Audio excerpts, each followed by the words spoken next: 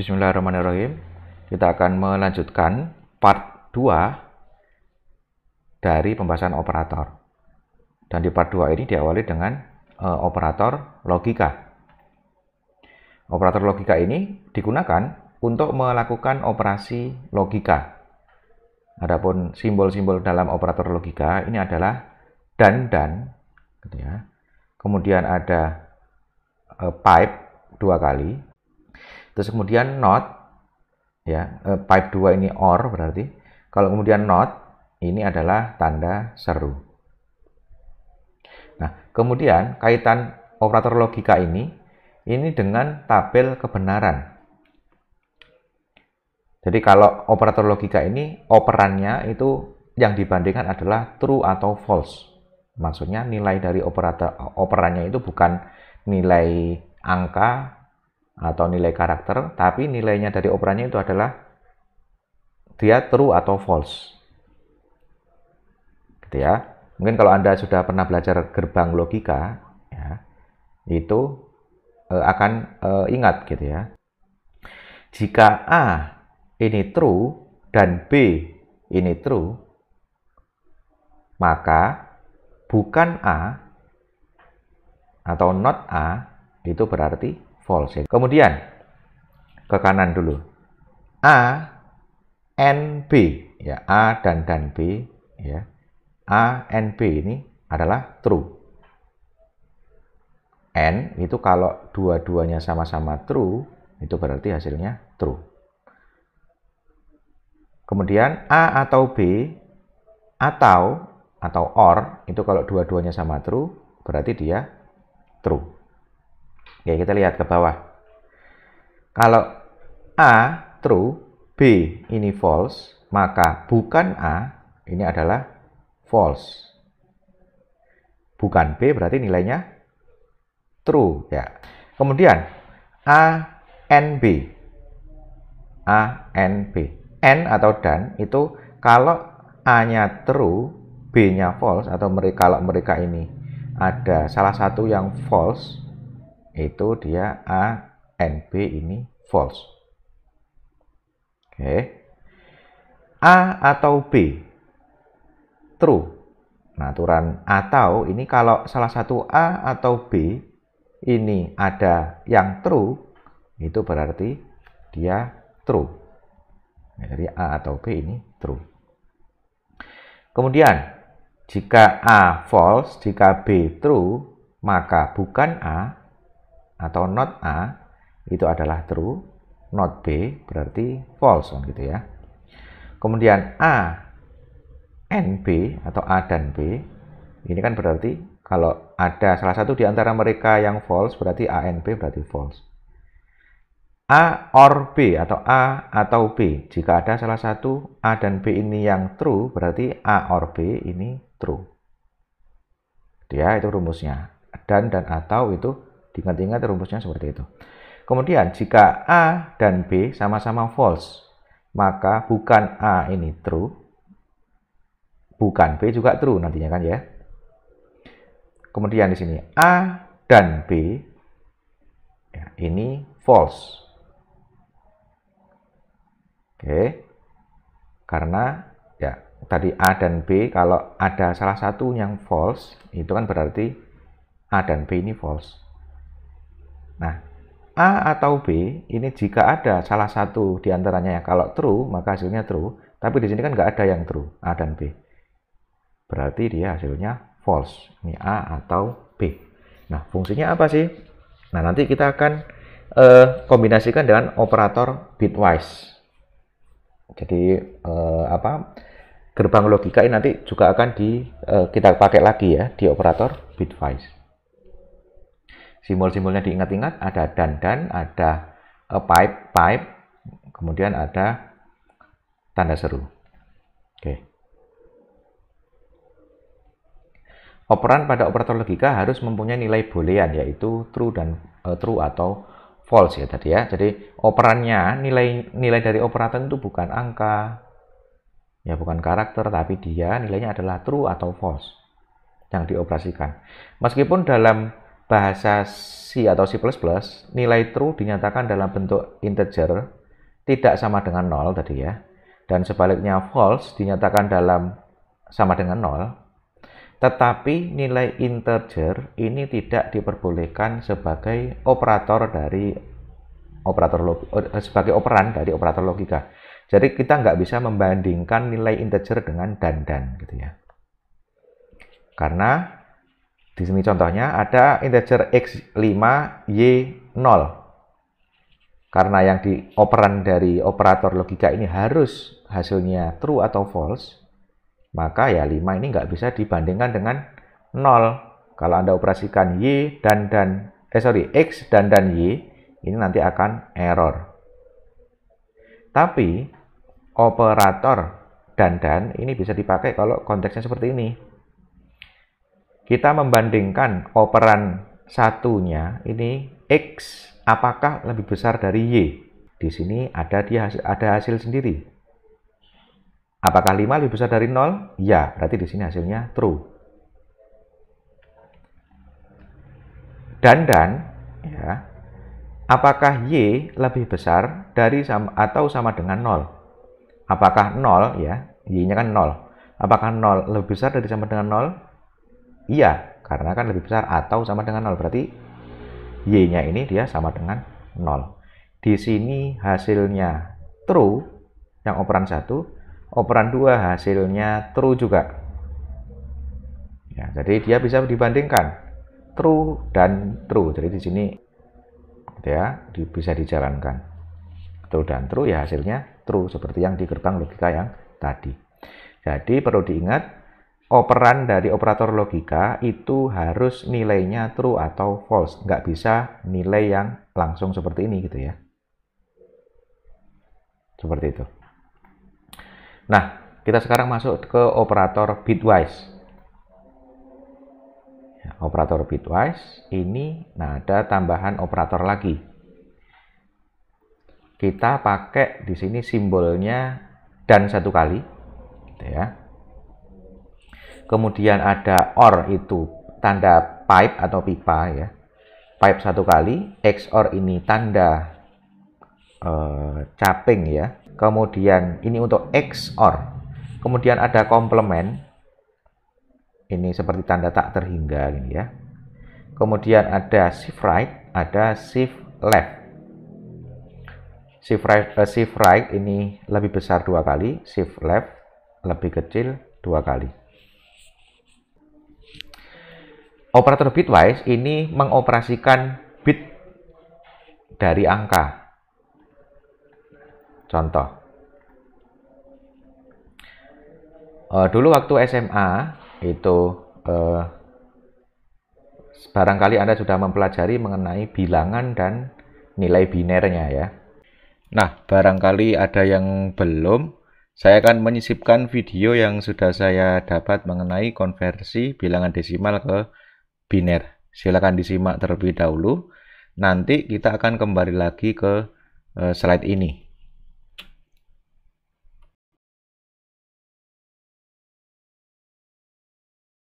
Nah, jika teman-teman ingin menggunakan rumus untuk mengkonvers bilangan desimal ke bilangan binar, maka cara konversinya bilangan desimal dibagi dengan basis bilangan binar, yaitu dibagi 2 sampai habis.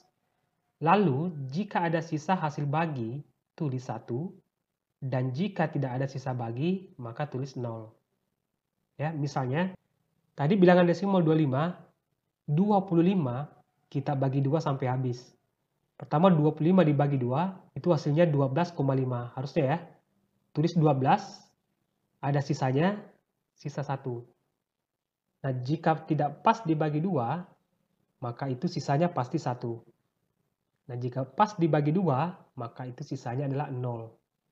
Nanti sisanya itu akan nanti jadi bilangan binar. Ya, kita bagi 2 sampai habis, 12 lagi, 12 dibagi 2, hasilnya 6. Ya, ini pas dibagi ya, maka sisanya adalah 0. Ya, kita bagi 2 lagi 6, 6 bagi 2, hasilnya 3, ini pas-pas dibagi, maka sisanya adalah 0. 3 lagi, 3 dibagi 2, hasilnya adalah 1, pas dibagi atau tidak? Tidak pas ya, ada sisanya berapa? 1. Kita bagi sampai habis, 1 lagi, 1 dibagi 2 sama dengan 0. Pas dibagi atau tidak? Tidak pas. Maka sisanya adalah 1. Berarti desimal 25 itu binernya adalah, kita ambil dari bawah ya, 1, 1, 0, 0, 1. Nah, itu cara mengconvert bilangan desimal ke bilangan biner menggunakan rumus.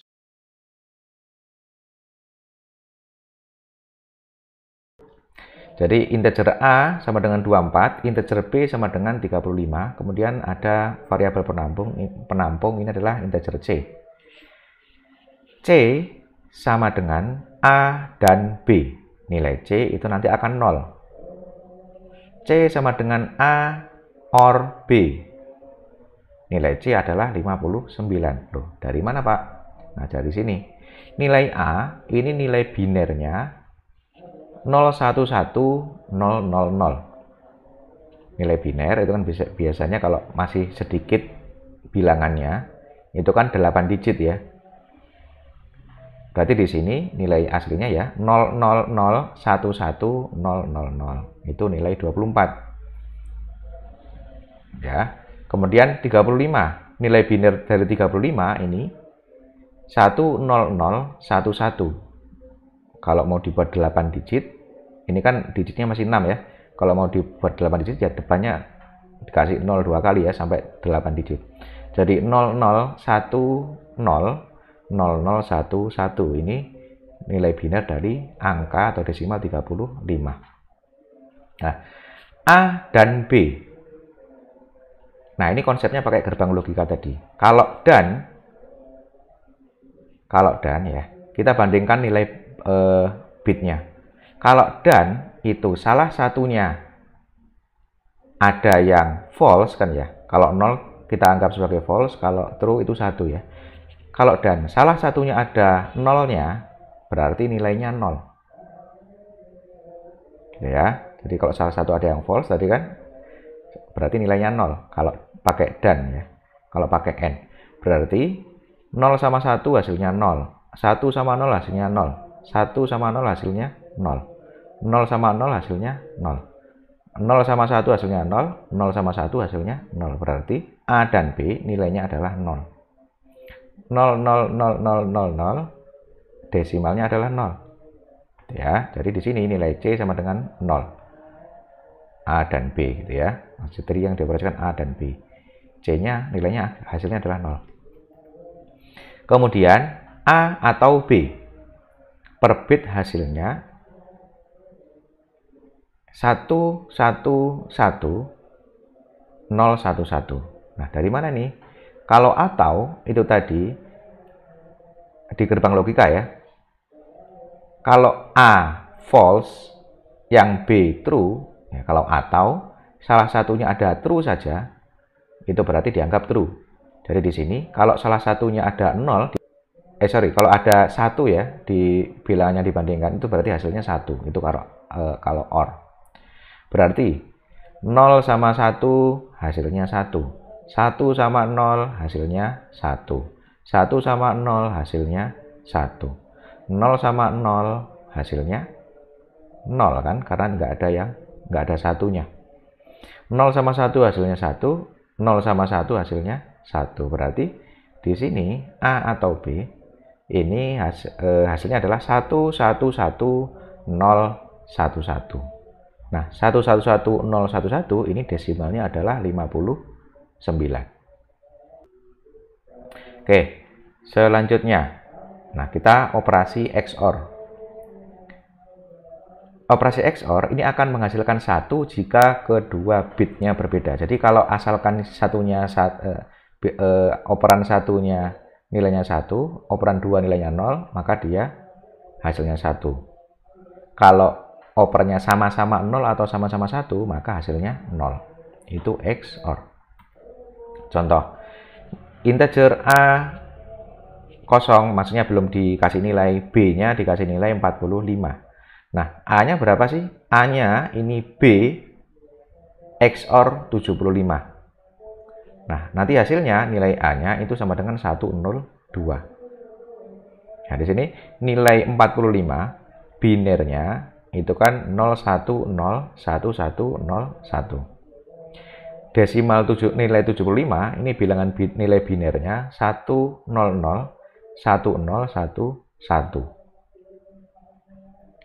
Nah, kemudian di XOR-kan. Jadi 45 di XOR-kan 75.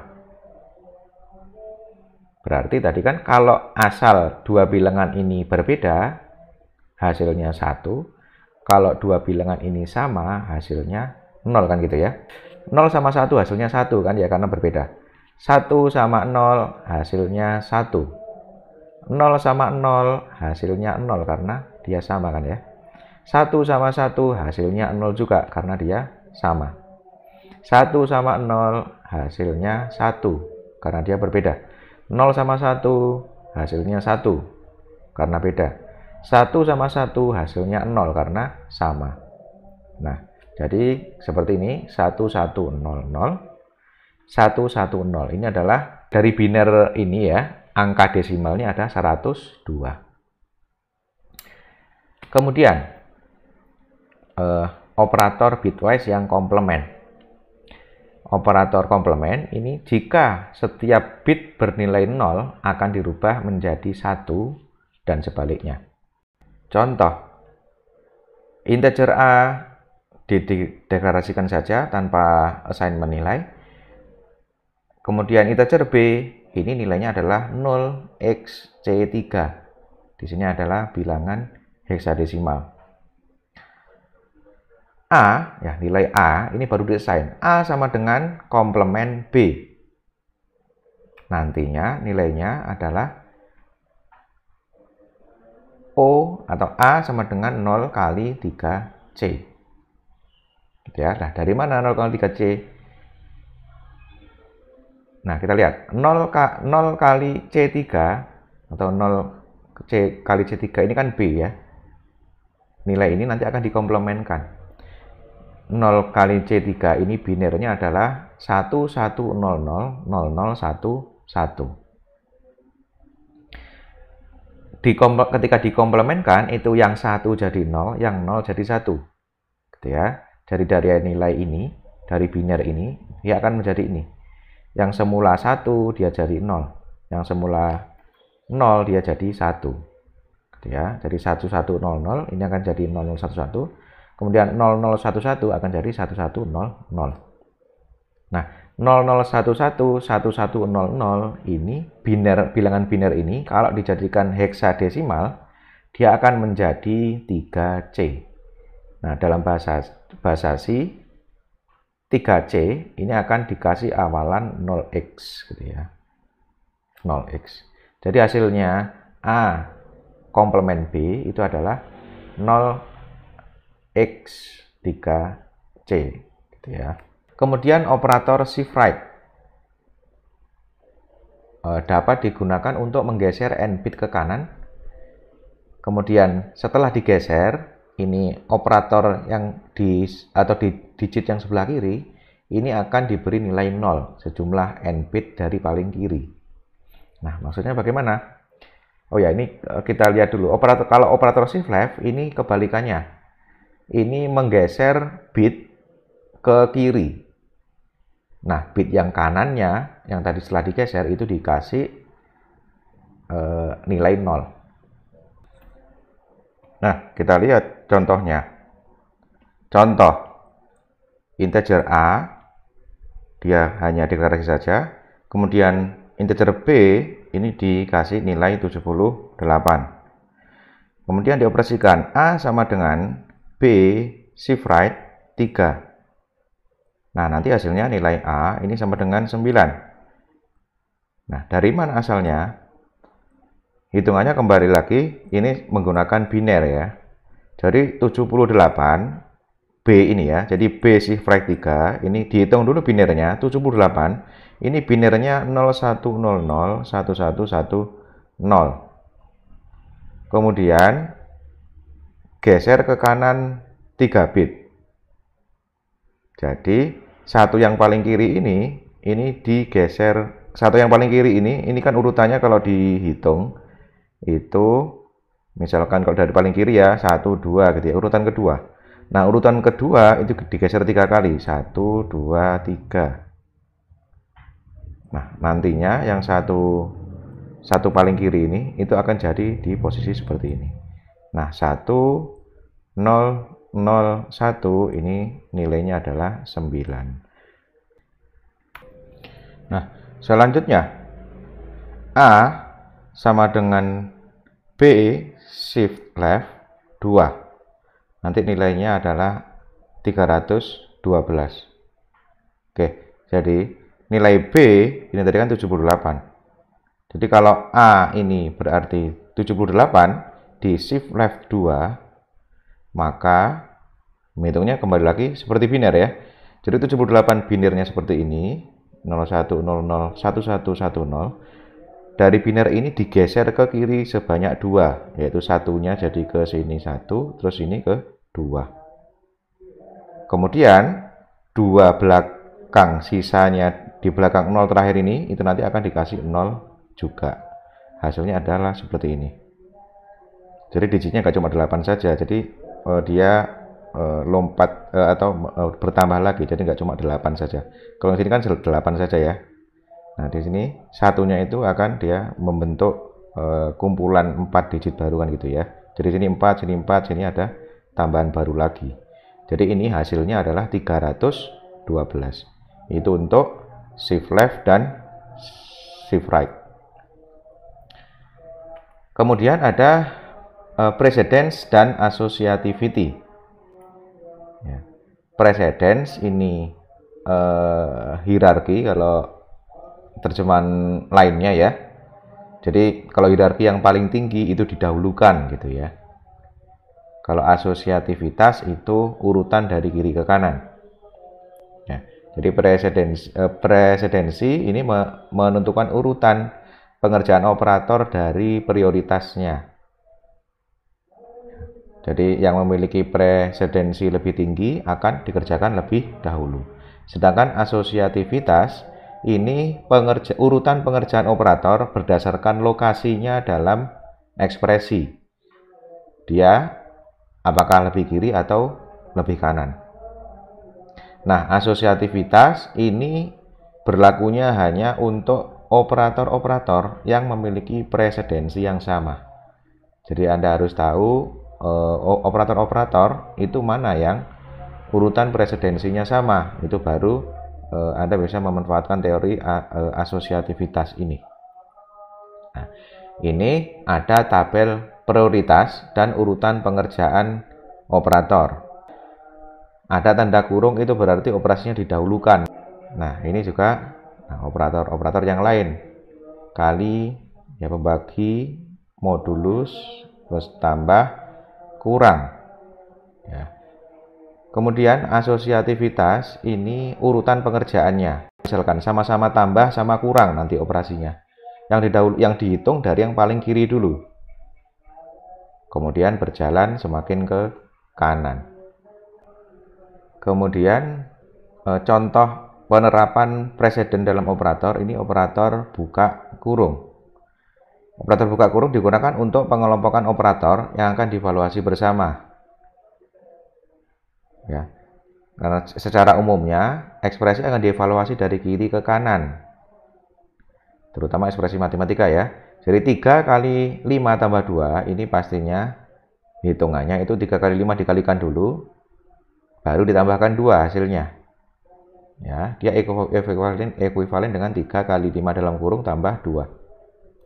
Tapi dia tidak sama dengan 3 kali dalam kurung 5 tambah 2. Kalau ada tanda kurung, ini dia 5 tambah 2-nya dihitung dulu. Baru dikalikan 3. Oke. Nah, dalam pertemuan ini kita telah mempelajari ya, macam-macam operator DC dan bagaimana cara memanfaatkannya.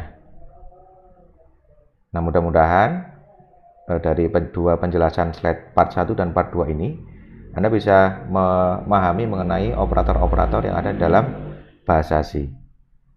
Penjelasan saya cukupkan sekian. Terima kasih perhatiannya. Assalamualaikum warahmatullahi wabarakatuh.